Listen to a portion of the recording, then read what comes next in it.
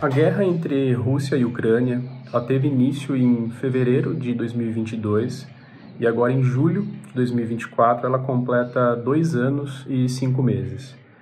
Inicialmente, com a invasão russa do território ucraniano, o objetivo oficial declarado pelo presidente russo Vladimir Putin era de desnazificar a Ucrânia, de um lado, e de outro assegurar-se de que o país não entraria na OTAN, que é a aliança militar liderada pelos Estados Unidos e seus aliados europeus.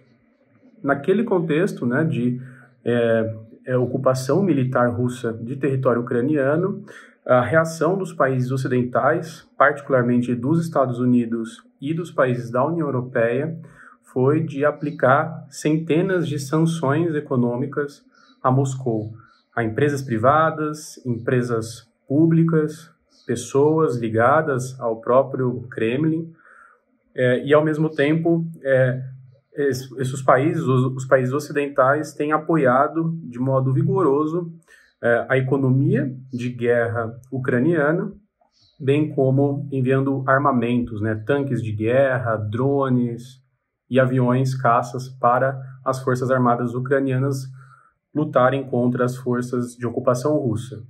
Do ponto de vista dos países não ocidentais, e eu estou me referindo particularmente à Índia, à China, próprio Brasil, uma série de países africanos, eles não têm aderido a essas sanções impostas pelo Ocidente, eles têm condenado publicamente a guerra, no entanto, eles evitam isolar a Rússia de participar dos fóruns internacionais multilaterais, porque eles entendem que é uma forma importante de criar as condições para estabelecer um cessar-fogo e, eventualmente, criar as condições para estabelecimento de um acordo de paz entre Moscou e Kiev. Do ponto de vista da guerra, hoje, então, junho de 2024, a gente pode dizer que a guerra está praticamente congelada. Em que sentido?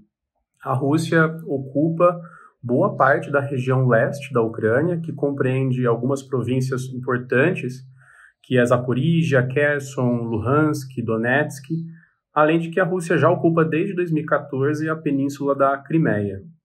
Essas regiões elas são estratégicas do ponto de vista militar e logístico para os russos, porque permite uma passagem importante para abastecer as tropas russas ocupadas, bem como controla uma das regiões mais importantes em termos de produção de energia nuclear na Ucrânia. O que alguns analistas têm apontado para essa situação de congelamento é que hoje essa guerra está num estado de guerra de esgotamento, no sentido de que não há nenhum avanço por parte das forças russas, tampouco avanço por parte das tropas ucranianas, de modo que esse esgotamento ver quem consegue aguentar mais tempo nessa situação.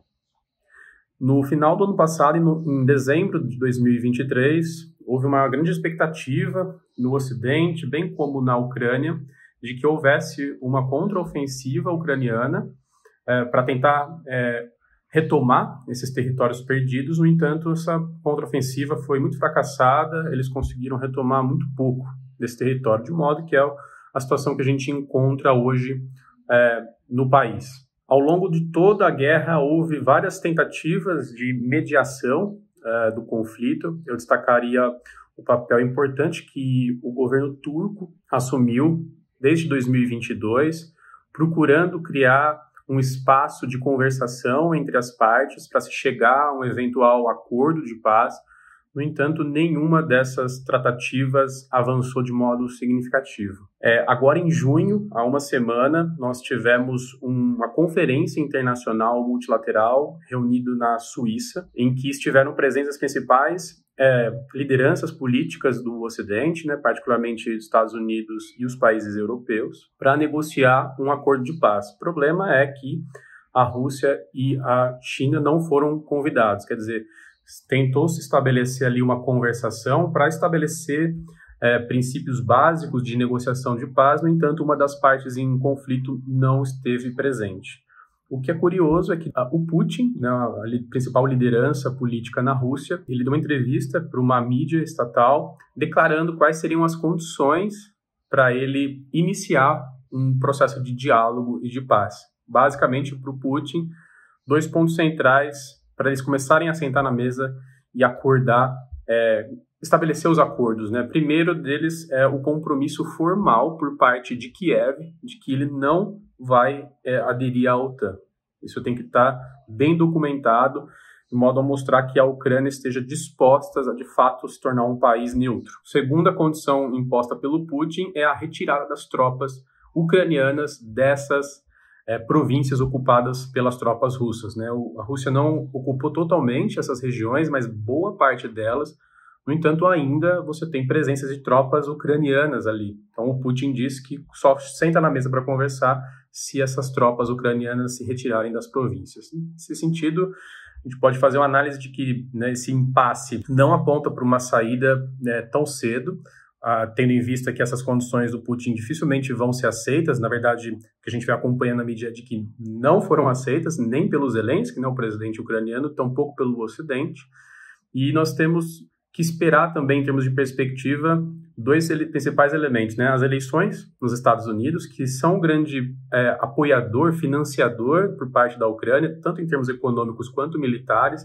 Se o Trump vencer as eleições, é possível que esse apoio diminua, o apoio à Ucrânia diminua, e isso cria as condições para uma resolução. Se o Biden for reeleito, pode ser que tenha certa continuidade, e aí a gente não sabe muito bem onde que isso pode caminhar. De outro lado, a Rússia se mantém ainda em pé, sobretudo por meio de fortes laços econômicos e estratégicos com China e Índia.